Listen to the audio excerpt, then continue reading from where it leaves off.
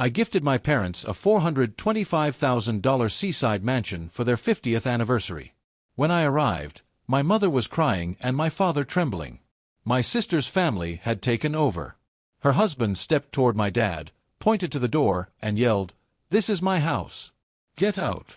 My sister laughed until I walked in and silence fell. My name's Thomas. I'm 37, the eldest kid, the one who fixes things. I'm a neurosurgeon. I live out of a locker at the hospital and a suitcase at home. I track my life in 4 a.m. pages and/or schedules. I don't drink much. I run when I can. I save almost everything I make because I grew up on overdraft fees and, we'll see next month. I was the kid who translated grown-up panic. It'll be fine, I'd say at 10 years old while Mom cried over late rent. I learned the taste of fear and the shape of emergencies. I learned to be useful. 2 weeks ago, my parents hit 50 years married. I wanted them to have a real win. A place where the air smelled like salt and the floors didn't squeak and nothing reminded them of coupons or second-hand furniture. I found a small blue house above the water. A little crooked, yes, but warm. White deck, 2 palms out front, windows that sing when the wind pushes in from the bay. $425,000. I closed it in their names, set up the utilities, stocked the fridge, hid a note in the silverware drawer for late mornings and loud laughter. Love. T. I didn't tell anyone else, not even my sister. On the day, I drove down with a cake and a bottle of sparkling cider. The ocean was clear and the sky was that annoying perfect, and I felt stupidly happy. I parked in the driveway and saw someone else's SUV already there. That wasn't right. The front door was wide open. The screen banged in the wind. I stepped inside. My mother was in the kitchen holding a dish towel like it was a white flag. Her eyes were red. My father sat in a chair, shoulders hunched, hands shaking, boxes everywhere. Loud voices from the hallway. A child's cartoon blaring in the living room I hadn't even turned on yet. I barely got out, "Mom," when he appeared, my brother-in-law Kyle, bare feet, beer in hand, football shirt. He planted himself in front of my father, jabbed a finger toward the door, and yelled, "This is my house. Get out." From the couch, my sister Julia laughed. "Relax, Dad. We're just getting settled." The plastic cake lid dug into my palm. Something in me went very, very quiet. I should explain the backstory before the room I loved turned into a battlefield. Julia is 2 years younger. In our house, she was the artist, then the free spirit, then the "it's just a rough patch." My parents did what they knew, sacrificed, defended, minimized. I did what I knew, covered. First, it was textbooks, then a semester, then a down payment for her first apartment, just until Kyle's startup lands. When the startup landed, it was on my wallet. I paid for braces for her oldest when their dental plan had a weird deductible. I financed a used minivan when the bank said no.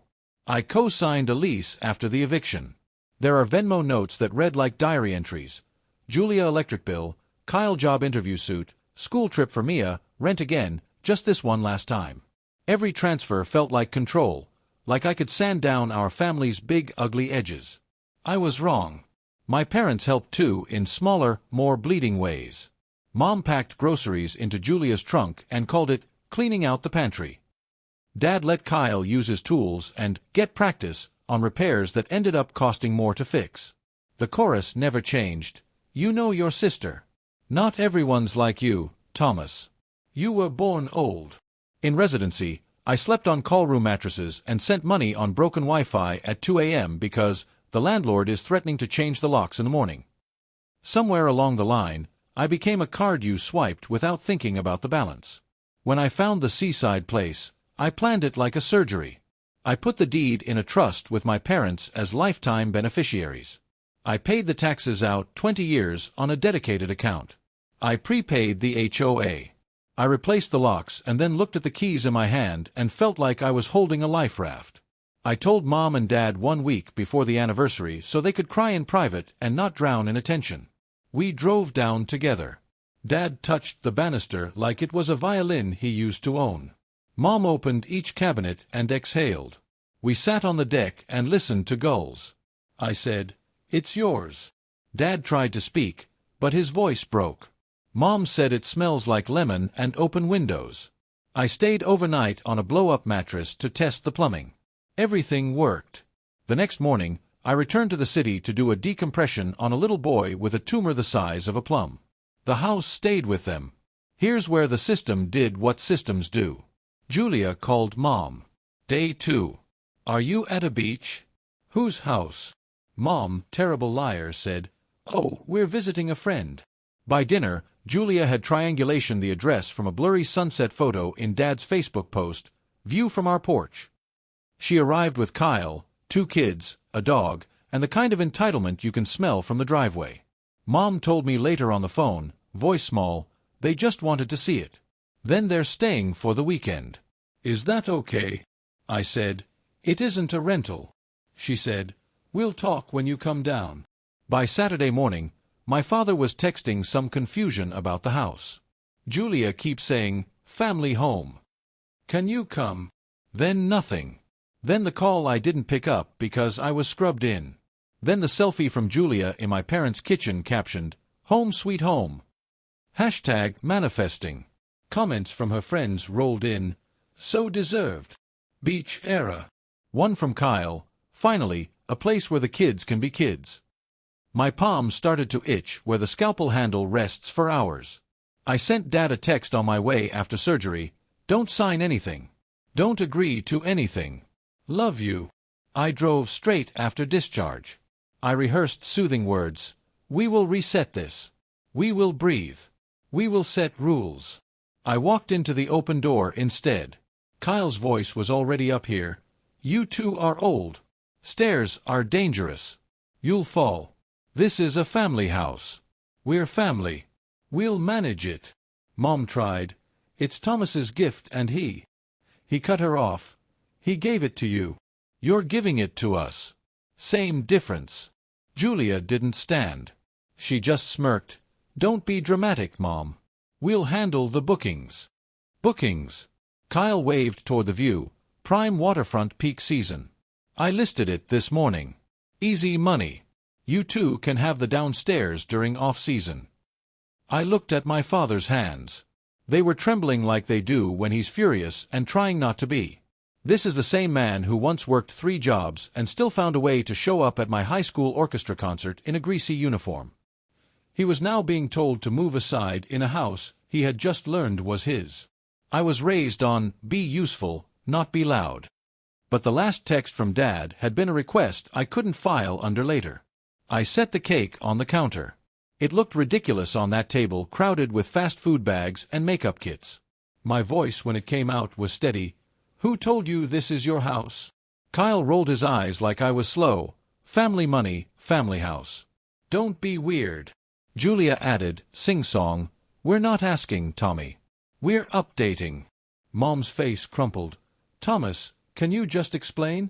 Kyle pointed at my father again. He can explain from the porch. Julia laughed. Babe, stop. Dad knows we love him. My father's jaw worked. No sound. Something in me clicked into place like a bayonet. Everyone to the living room, I said. Not loud, just surgical loud. The kids paused their show. The dog stopped shredding a throw pillow. Kyle snorted but followed because people like him always believe the room belongs to them.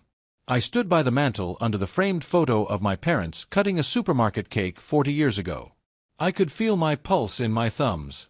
I pulled a folder from my bag and laid out 5 documents on the coffee table. Deed, I said, tapping the first page recorded last week.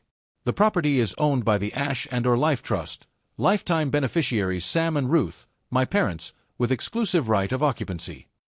Kyle squinted like the words were doing something to him in English.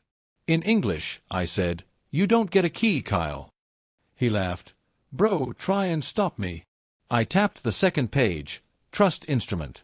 Successor trustee. It gives me the duty to maintain the property for my parents' comfort. It also gives me the obligation to remove anyone who interferes with that. Julia's tone slid sugary. Thomas, you can't be serious. We're helping. I slid the third, a color screenshot.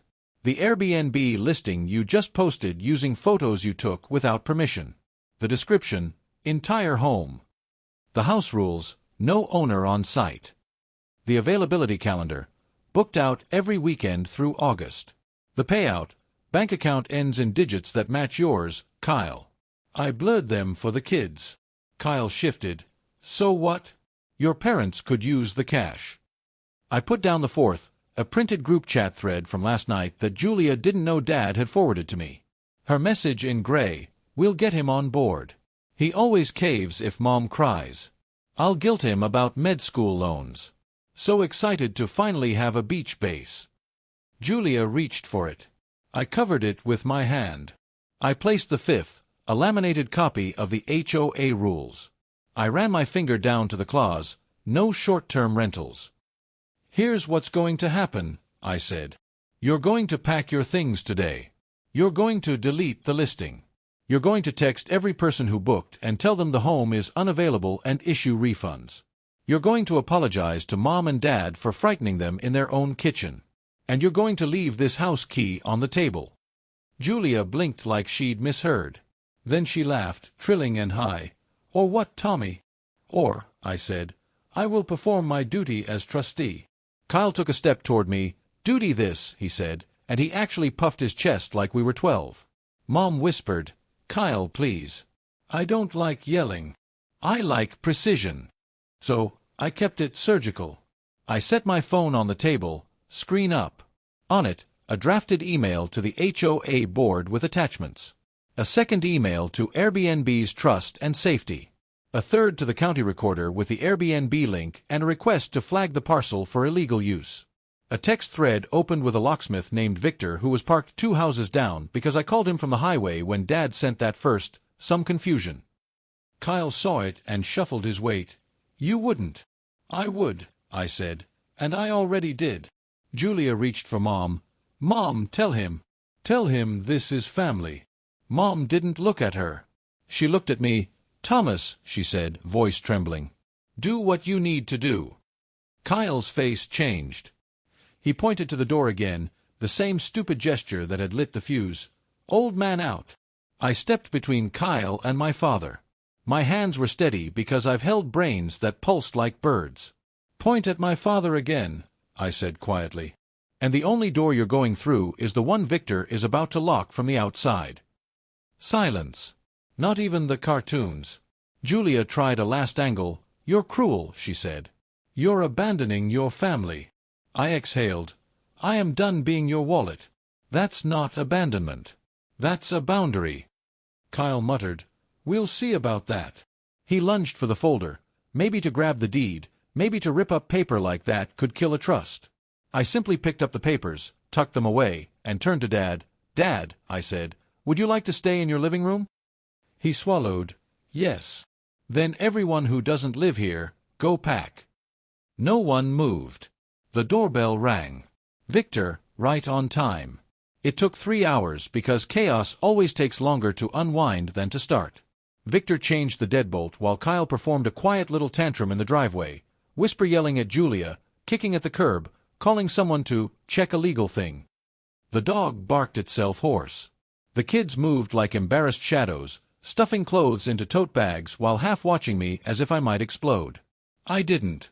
I sat with Mom at the kitchen table and made tea in the kettle I bought. She kept dabbing her eyes with a napkin. I didn't want to tell you, she said. I thought we could smooth it. They came in so fast. They said it would be easier for us this way. No stairs for your father, less to clean.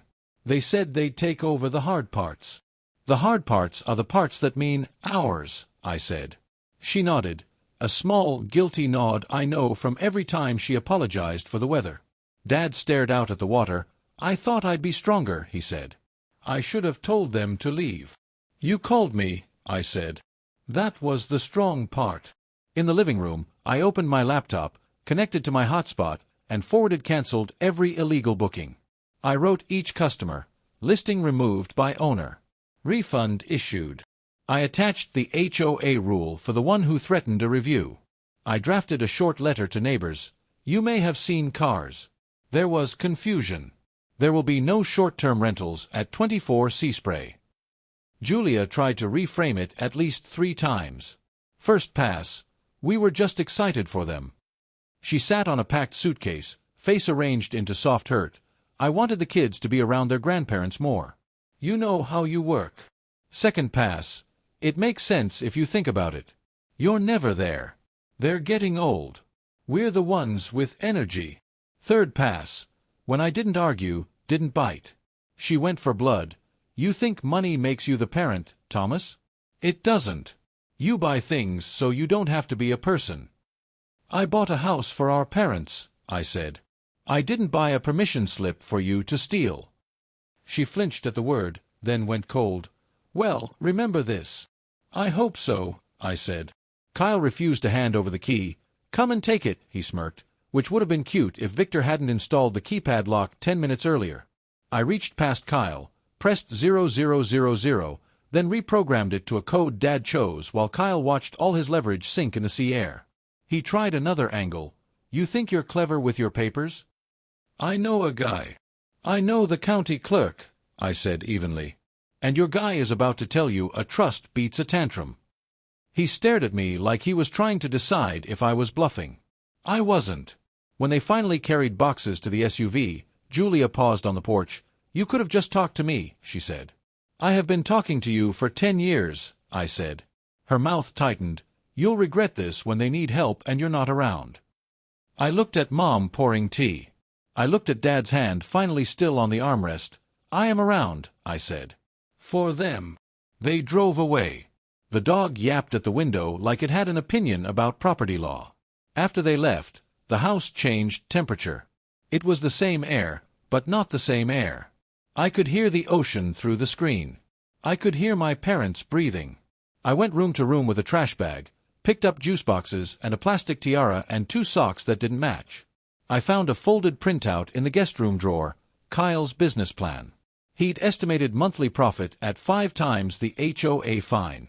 In the margin, Julia had written, Tom won't say no if Mom cries. I put the paper down like it was something sharp. Mom kept apologizing for the mess. I kept saying, it's just crumbs. When the sun slid down, Dad took my arm. Son, he said. I don't know how to say this without sounding like I failed you both. You didn't fail us, I said.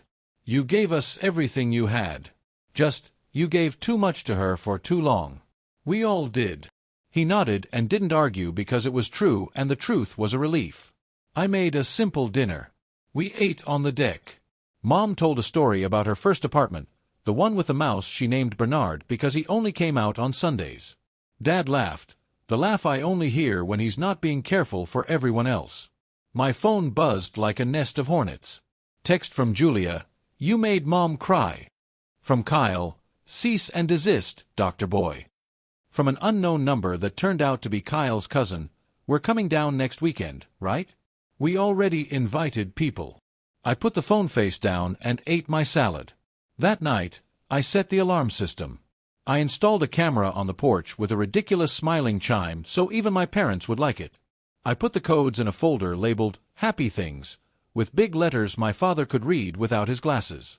I left copies of the trust, the deed, and the HOA rules in a drawer called Boring Armor. On my way out, Mom stood in the doorway with her sweater pulled tight. I'm sorry it came to this, she said. I'm not, I said. It needed to. The next week, everything wobbled like a table with one leg too short. Julia ran a loud campaign in the family chat.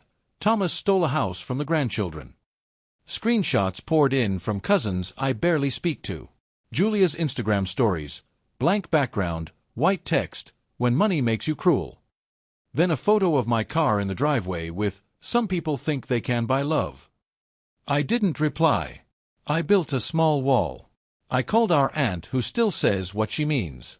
I explained in simple lines that the house belongs to my parents and will remain that way as long as they live. I asked her not to carry our pain like gossip. She said, finally, Thomas, and that was that. I wrote Julia and Kyle one email, polite, firm, boring. I included 3 bullets. All contact regarding the house goes through me. You do not have permission to enter the property. Any violation will result in action from the HOA and our attorney. I CC'd myself. I CC'd nobody else. I set the email as an auto-response to any of their future messages about the house. I promised myself I would not negotiate with a story that always ends the same way. 2 days later, a notification pinged. New booking request. Sea Spray Cottage. Kyle had relisted under a different account with a photo of the back deck. I forwarded it to the platform's trust and safety with a deed and trust attached. 10 minutes later, listing removed. User banned. I didn't feel triumph. I felt like a janitor at a stadium after a game, just doing the work. Dad called me one morning to say the house smelled like toast and salt and that he slept through the night for the first time in months. Mom sent a photo of her feet on the deck rail, ankles crossed, nail polish bright pink like when I was 5 and thought she was movie star beautiful. They looked light. In the background of all that softness, Julia kept scratching at the wall. She sent me a payment request in an app for emotional damages. She mailed my parents a letter that began, "As your primary caregiver," which was a sentence that had never been true. Kyle posted a meme with a syringe in a $sign like I stole organs for money. Their noise didn't change the air in the little blue house. One night, Julia called from a blocked number. I answered because I'm either soft or hopeful. She went quiet when she heard my voice. Then she tried a new tactic, a whisper. "Tommy, listen. We're behind. Kyle lost his contract. We're going to lose the apartment. The kids." I closed my eyes. There is a point where empathy becomes gasoline. "Julia," I said, "I will not discuss the house. So money matters more to you than family?" She snapped, mask back on. "Boundaries," I said, "are how I can be family and not a bank." She hung up. I let the silence sit like a patient in recovery. Monitored, protected, painful in a healing way. 2 weekends later, I drove down early. Coffee in a thermos, stethoscope still around my neck from habit. The water had that flat silver look like it was resting between breaths. I fixed a sticky door hinge. I put tennis balls on the garage shelf at the right depth so Dad could pull the car in without bumping the wall. I labeled the breakers because Dad loves labels. Mom made pancakes, burned the first batch, laughed. We sat at the table and spoke about groceries, about the neighbor named Jan who leaves shells in a jar on the fence, about the pelican who refuses to be dignified. No one said Julia for an hour. It felt like a clean countertop. After breakfast, Mom touched my hand. "I'm going to talk to your sister," she said. "Not to argue, to say no." "I'm not asking you to choose," I said, and I meant it. I'm not interested in that scorched earth thing where people declare winners. I wanted my parents to have a porch in peace. Mom smiled small. "It's not choosing," she said. "It's stopping the pretending." Dad cleared his throat. "I should have taught that better," he said. "I taught you to work. I didn't teach you to stop." "You taught me to love and to stay," I said. "I'm just learning the without being eaten part." He laughed low, grateful. I walked the perimeter and tightened the gate latch. I checked the camera angle. I printed a little sign for the entry table, "Welcome home, Sam and Ruth." It felt corny and exactly right. Later, alone on the deck, I thought about the headline my sister would write if she owned my story. "I gifted my parents a house and ruined my family." That's not what happened. What happened is I stopped paying the troll under the bridge. What happened is I made a gift and then guarded it so it didn't become a weapon. I used to tell myself that handing out money kept the peace. It didn't. It kept the noise quiet while resentment fermented in the walls. Boundaries are louder at first. Then there's a hush no one can fake. The messages slowed. Julia pivoted to other audiences. Kyle found a new hill to throw a tantrum on. My parents started saying small no's that sounded like yes to their own lives. "No, we can't watch the kids this weekend." "No, we can't drive across town to fix your car." They started saying yes to early sandwiches, to naps, to pointing out boats with funny names. A month in, my niece, 16, all band tees and big eyes, sent me a DM that just said, "The house is pretty. Grandma looks happy there." I typed back, "Come visit with Grandma's permission." No bookings, just pancakes. She sent a laughing emoji and then, "Okay."